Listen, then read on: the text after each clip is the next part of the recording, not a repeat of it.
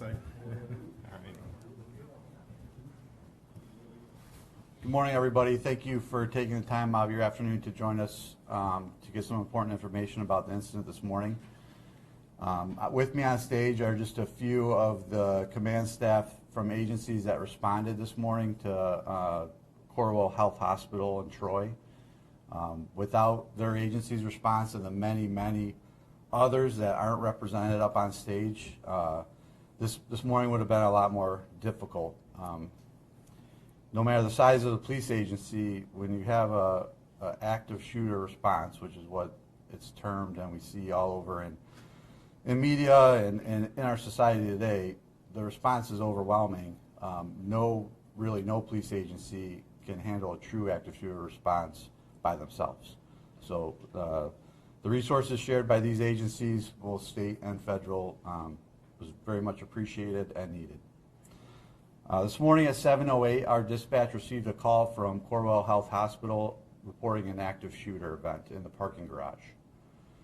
Shortly after that, an update was shared that a shooting victim was being treated in the emergency entrance to the hospital.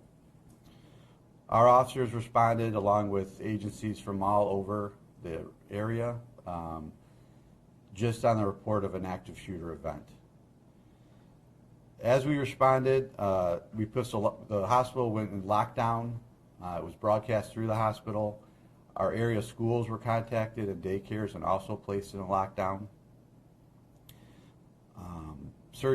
Immediately searching and clearing of the two buildings and the parking garage started systematically by responding officers.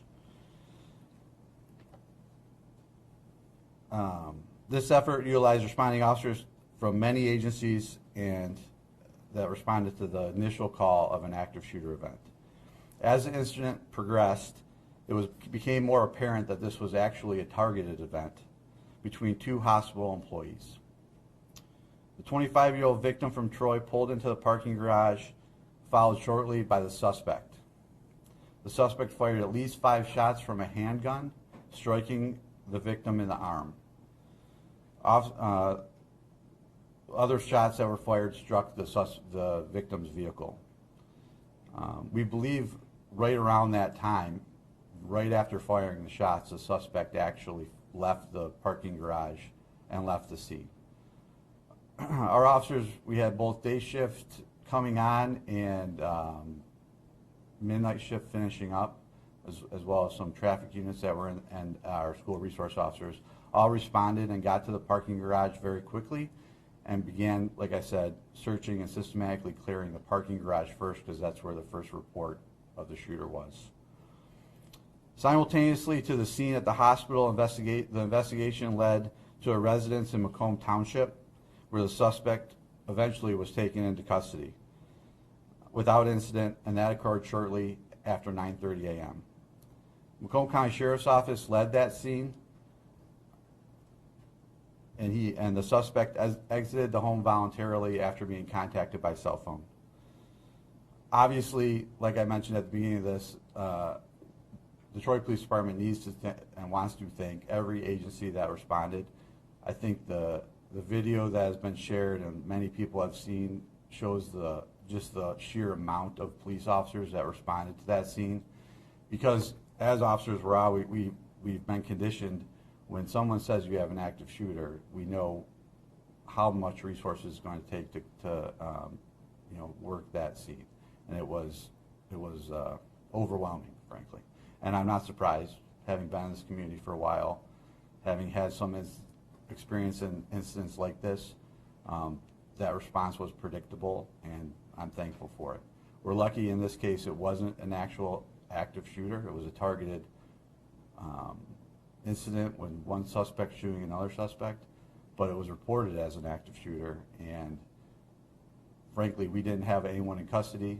We had hospital staff, patients that were, that they believed it was an active shooter. So that, in turn, basically made it one.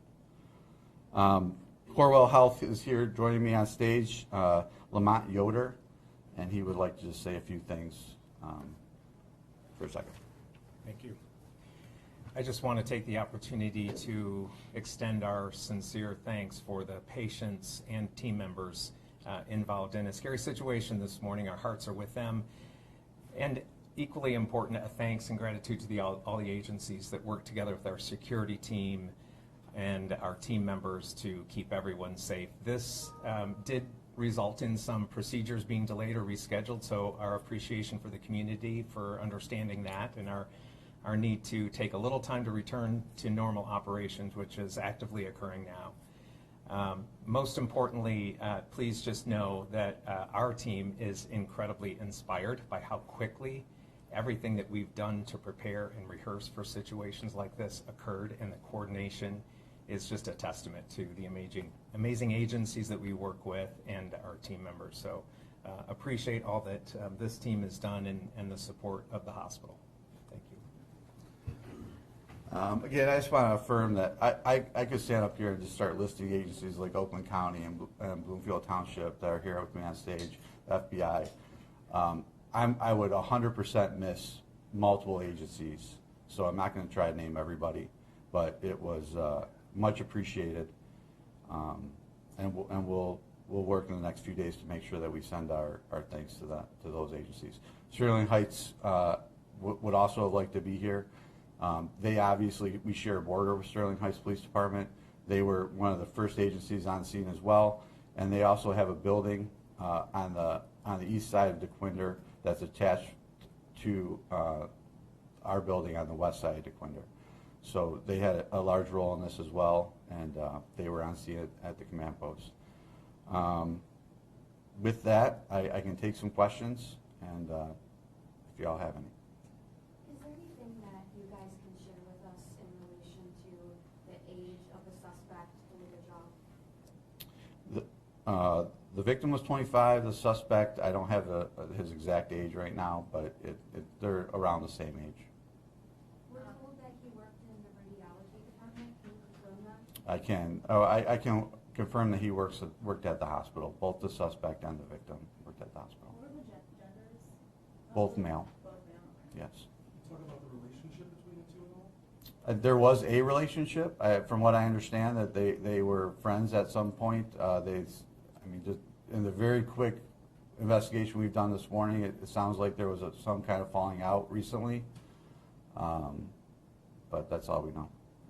Yeah. Do you know if they were technicians, nurses, physicians? Yeah, I just know they were employees of the hospital. I'm not 100% sure what.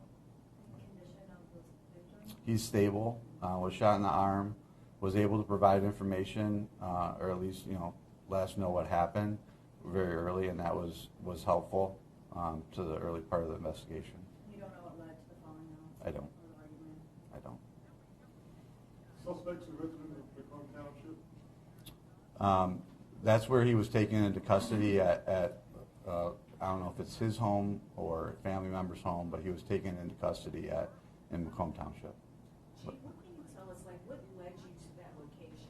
Kind of break that down for us, how did you know to find him there? Well, there was a lot going on really early on in this, so once we were able to really, the first priority was securing and making sure that the staff at the hospital was safe, the patients were safe. So that was where every bit of resource started going at first. We were able quickly to divert some resources to the investigation part of it, and that they came back really here in our investigation section and really started digging in to some information that we got who the suspect may be. And then once we have a name and information on a suspect, we can, that's what police work is all about, is finding where that person might be, where they may go, and connecting them to, houses, cars, and all those different things. So all of that was used to identify where he might be. And what would you say to some people that might be still concerned, of course, because of police and climate that way? Thank you for that question too. I should have mentioned, first and foremost, the Troy is safe. Corewell Health is a safe hospital. There's no reason for any public to be, concerned of a continuing incident. Right now, the suspect is in custody. It was one suspect, targeted attack. we very much believe that the community is safe, the hospital is safe. I think that another part of your question might be, you know, the impact of people that may have witnessed it or may have been in the hospital and had, you know, police walking through with you know, firearms and trying to clear. We are going to provide, well, I'm sure Corewell will, but additionally, Oakland County Health Network has opened up their resiliency center, which they did after the splash pad shooting as well, and that's going to offer some resources for people that may want to talk to somebody, and all that information will be on our social media very shortly. What's next for the suspect? Next is we'll present to the Oakland County Prosecutor's Office for a warrant, and then ultimately, once that warrant is obtained, he'll be arraigned. I don't foresee that happening today, but it'll be in the very near future. In the next 24 to 48 hours? Yes. Yep. And once that happens, I do not anticipate we'll have another press conference.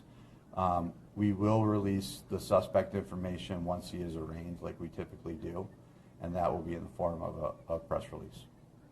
Were they both scheduled to start work this morning? Is that? I don't know. I don't know that yet. That'll be part of our investigation, I'm sure, but I'm not 100% sure on that myself. Overall, how do you feel about police response today? No one else was hurt. Do you feel that this was the best case scenario for what happened? Tough question. Yes, I mean, yeah, I do. I feel very proud of our officers that responded. I was in my car on the way to work when this came out, and so I heard on the radio our officers arriving, going into the parking garage, getting formed up as teams like we trained to do, and doing the job that we trained to do. So the response part of this, I 100% feel great about, and you know, of course we'll do a go back and after action report and find out what we did right and what we did wrong. You know, I'm my own worst critic, and a lot of the things that we did wrong, I see on things I could have done better. But as far as our responding officers, I feel very confident that they did exactly what they were trained to do and did it well. Chief, was he in the vehicle when he was shot, or had he parked? You know, he was. I believe he was right outside his door when he was shot, but there is no video of the actual shooting. I'm just going by that 3 shots hit the car, and 3 or 4 shots hit the car, and 1 shot hit him in the arm. So I think he was actually outside of the car, but I'm not 100% sure. Were there any witnesses to this, and was the victim able to call 911? So as far as I know, he didn't call 911, but that would be because we did get several calls, and obviously our dispatch center got a very quick influx of calls. There were people in the parking garage. I know there was at least a few people that witnessed it. I don't believe our victim called 911. I believe the first time we heard from the victim was he had self-evacuated to the emergency room. And then one of our responding officers got with him direct and got some information. Any other questions?